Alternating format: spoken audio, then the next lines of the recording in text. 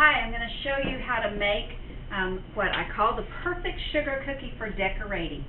And this is a different sugar cookie than what you might have seen up at Kroger in their deli department that's in the containers. It's not iced, and it is sort of wrinkly looking on top, and they're good and chewy, and they're just the most yummy sugar cookies. They're called drop cookies because you don't roll those out. These you roll out, and this makes more of a solid cookie that's great for decorating. Here's a sample of one of the ones that was just cooked. It's very solid, very firm, and it's great for putting the icing on top. It's not super sweet, and so the icing gives that to it. You wouldn't necessarily eat these without the icing, but they're perfect for what we're going to do. And we're going to start out looking at the recipe, and the first thing to do is always preheat the oven to 325.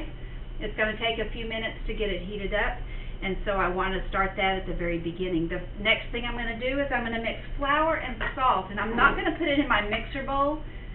I'm going to put it in here, sort of stir it up a little bit, and then put it in when the time comes. So I asked for 2 cups. I don't put my measuring cup down into this and scoop up, because when I do that, it presses down and packs down the flour. This is considered pre-sifted flour, and I don't want to pack it down. If I pack it down, I'll get too much flour in my cup measuring thing, so I want to very lightly scoop it in. So I'm doing this for 2 students, so I need 2 cups of flour. I mound it up, and then I take the straight edge of either a kitchen knife or a spreader like I have here. These are all available in the little gray thing that holds our silverware, our flatware, and I just sort of up and down, sort of get it to where it's smooth on top. It is so important when you're doing baking to get the measurements correct. If I have too much flour, then I have a product that's very different than what I want.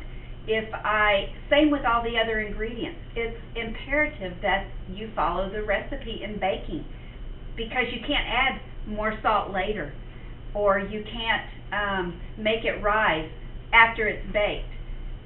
Baking is different than cooking. Cooking, you can add things, and you can add flavorings, and you sort of build the flavor as it goes with cooking.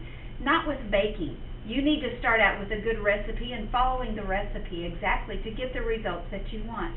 So I'm going to put 1 cup in here, and I'll put my 2nd cup of flour in there, and look and see what my next ingredient is to add to that little bowl.